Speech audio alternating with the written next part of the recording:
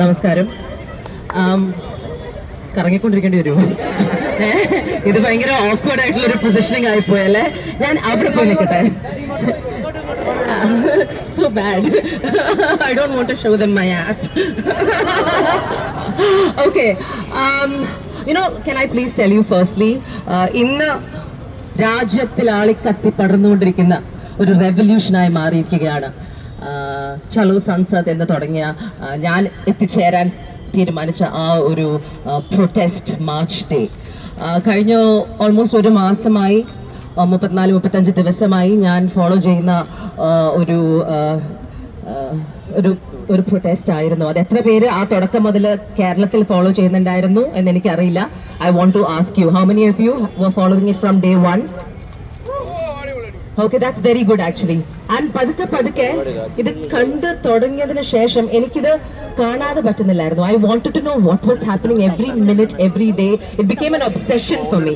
Almost പിന്നെ നിങ്ങൾ കണ്ടു ആ ഒബ്സെഷൻ എനിക്ക് ഹാൻഡിൽ ചെയ്യാൻ പറ്റാത്തതുകൊണ്ട് ഞാൻ അവരുടെ ഒരു ഓൺലൈൻ പോരാളിയായി നോൺ സ്റ്റോപ്പ് ആയിട്ട് ഞാൻ ഇത് പോസ്റ്റ് ചെയ്തുകൊണ്ടിരുന്നു.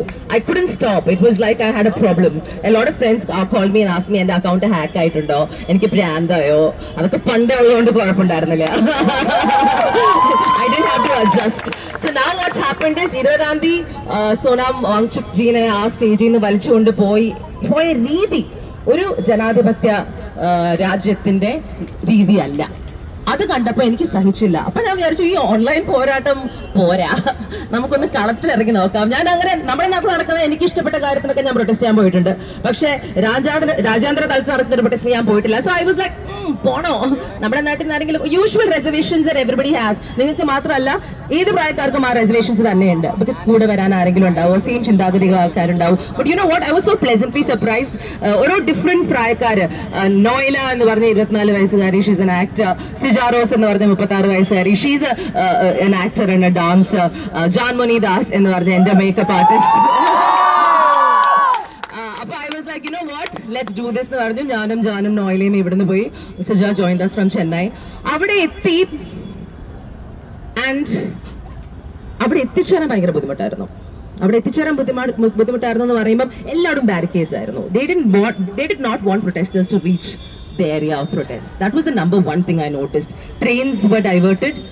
The metros were stopped. കുറെ സ്റ്റോപ്പ് എന്ന് പറഞ്ഞാൽ ഒരു 2 കിലോമീറ്റർ നടന്നാൽ മാത്രമേ നിങ്ങൾക്ക് അവിടെ എത്താൻ പറ്റൂ.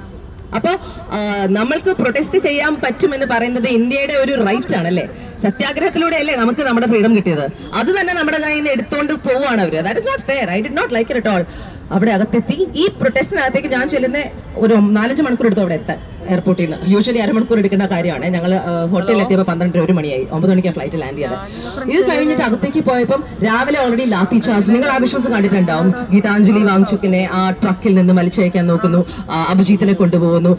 Prakash Raj is there, Shabana Azmi is in the truck. There are lots of people in the truck. Lathi charge left right and centre, tear gas.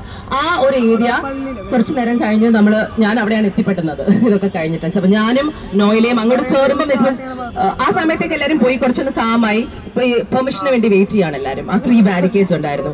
So what I realised they were doing is വളരെ strategically they were trying to divide and disrupt. Okay, divide and rule എന്ന് പറയുന്നത് നമുക്കറിയാം. നമ്മുടെ രാജ്യത്തിനെ അങ്ങനെയാണ് അവർ കയ്യിലാക്കിയത്. അപ്പൊ ആ ഒരു policy ബ്രിട്ടീഷേഴ്സിൽ നിന്ന് ഒരു കടമെടുത്തു എന്ന് എനിക്ക് തോന്നുന്നു. Divide and disrupt.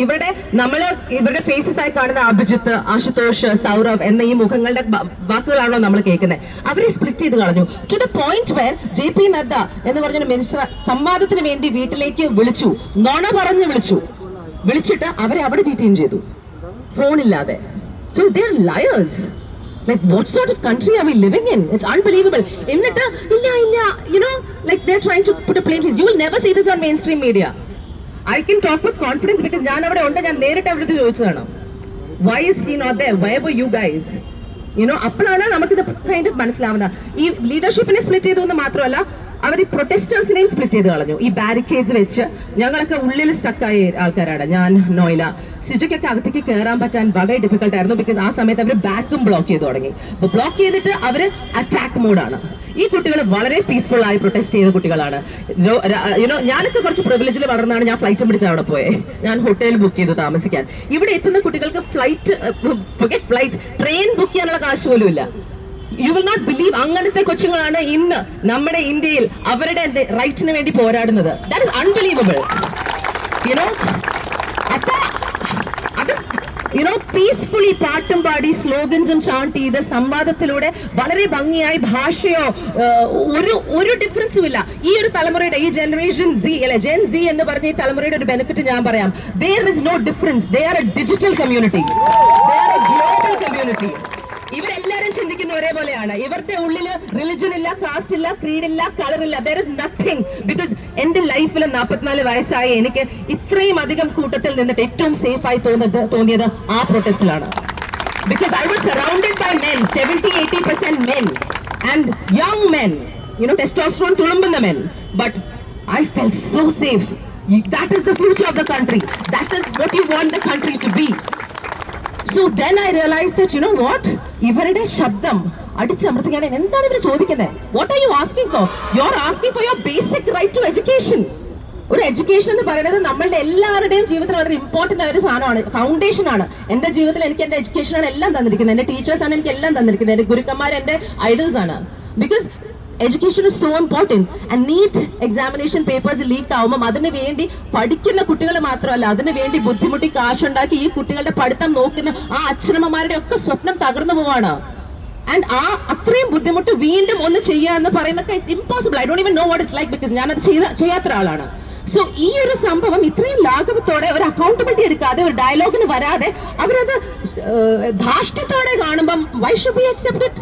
We elected you, we put you there, you take care of us, you do your job, we don't work for you, so don't shut us up. I don't understand this attitude of anybody. So this is not, I keep saying this, whoever is in power, അത് ഏത് party ആയാലും നിങ്ങളുടെ ജോലി ചെയ്യേണ്ടത് നിങ്ങളുടെ ഉത്തരവാദിത്തമാണ്. അതിനു വേണ്ടിയാണ് നിങ്ങൾ അവിടെ വോട്ട് ചെയ്തെടുത്തിരിക്കുന്നത്, മറ്റൊരു ഓപ്ഷൻ ഇല്ലാത്തതുകൊണ്ടല്ല.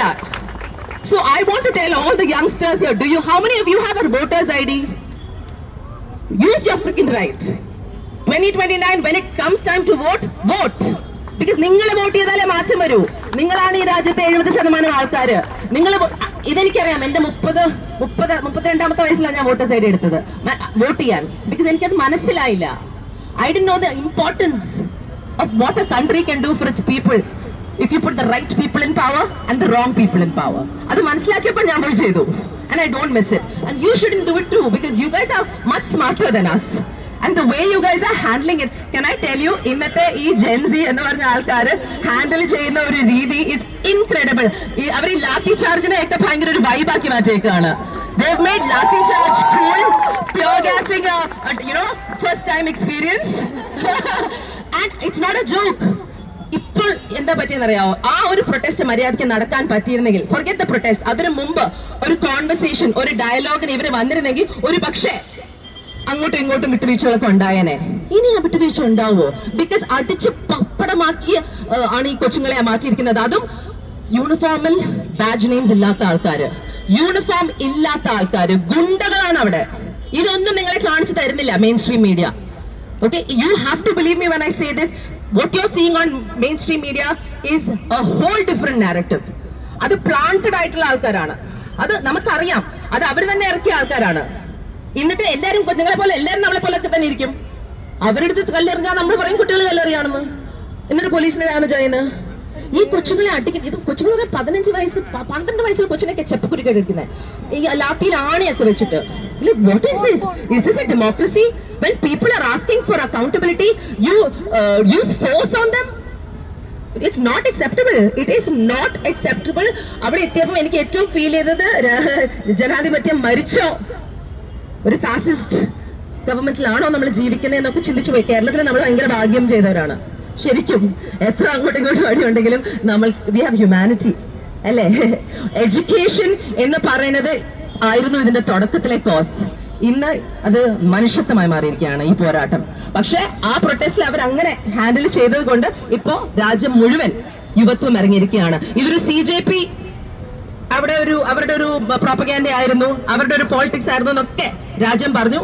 ബട്ട് നിങ്ങൾ ആ സ്ട്രീറ്റ്സിലേക്ക് ഇറങ്ങി എല്ലായിടത്തും പ്രൊട്ടസ്റ്റ് നടന്നുകൊണ്ടിരിക്കുകയാണ്. And you have to talk about it, you have to spread this. If you want change, if you want to live in a democratic government, the future, you guys have to be responsible for that change. But can I tell you, ende prayakaraduthu, the millennials, They can't do this alone.